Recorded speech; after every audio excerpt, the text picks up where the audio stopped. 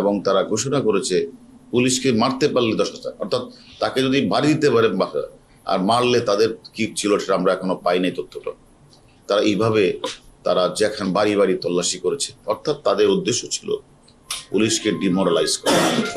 এবং পুলিশকে যদি ডিমোরালাইজ করতে পারে তাহলে বোধ হয় তাদের যে আন্দোলন তারা মনে করেছিল যে তারা সাকসেস হবে, এবং তারা মনে করেছিল পুলিশকে মনোবল ভেঙে দিয়ে পুলিশকে যদি হত্যা করতে পারে তাহলে পুলিশ হয়তো পিছিয়ে যাবে, তখন তারা এই রাষ্ট্রকে, গণতান্ত্রিক সরকারকে তারা অকার্যকর রাষ্ট্রে পরিণত করবে এবং এই দেশটাকে আবার তারা পিছিয়ে নেওয়ার একটা মূল নীল নকশা ছিল।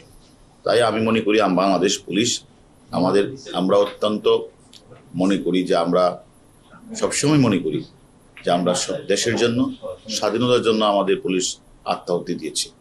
এবং আবার বিভিন্ন আন্দোলন সংগ্রামে 2013, 14, 15 সালে বিভিন্ন আন্দোলন, মানে 23 সালে 28 অক্টোবরের পরে বিভিন্ন আন্দোলনের সময় আমাদের পুলিশ কিন্তু রক্ত দিয়েছে, আত্মাহুতি দিয়েছে। এটা আমাদের কাছে মানে অত্যন্ত পীড়াদায়ক, যে আমরা মনে করি যে আমাদের সাংবাদিক ভাইদের কাছে আমরা একটা বিনীতভাবে বলতে চাই যে হয়তো আমাদের মাঝ থেকে 3 জন পুলিশ চলে গেছে এই কোঠাবিরোধী আন্দোলনের, এটা আমাদের কাছে তার ফ্যামিলির জন্য আমাদের অত্যন্ত কষ্ট হচ্ছে যে তারা আমাদের মাঝে নেই। কিন্তু এটা ঠিক পুলিশকে ডিমোরালাইজ করা যাবে না। যতই তারা পুলিশের উপরে আক্রমণ করুক, পুলিশকে হত্যা করুক, পুলিশকে মারার জন্য পুরস্কার ঘোষণা করুক, এতে পুলিশের মনোবল মোটেও ভাঙবে না। আমাদের 2 লক্ষের পুলিশ বাহিনী রয়েছে।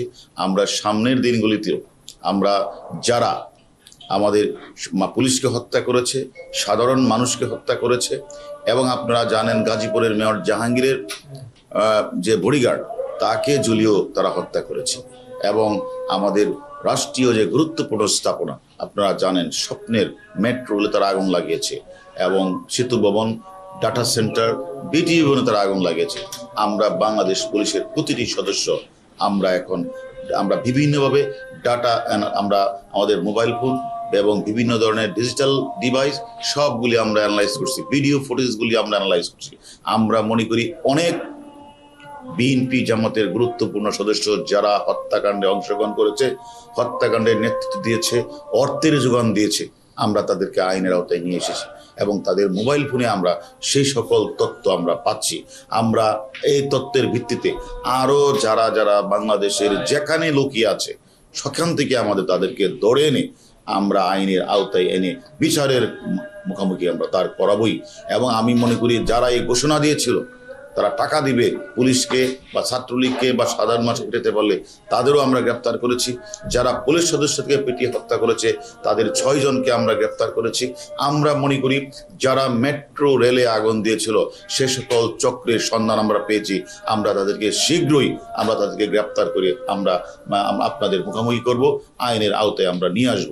আমরা মনে করি যারা মনে করেছিল যে ঢাকা শহরে অস্থিতিশীল পরিবেশ সৃষ্টি করে বিভিন্ন স্থাপনাগুলিকে ভাঙচুর করে তারা এখান থেকে পালিয়ে যাবে, বাংলাদেশ পুলিশ কিছুই করতে পারবে না, আমি তাদের উদ্দেশ্যে বলতে চাই যে আমরা 28 অক্টোবরও দেখেছেন যারা এই হত্যাকাণ্ডে অংশগ্রহণ করেছিল তাদের কিন্তু আমরা আইনের আওতায় নিয়ে এসেছি।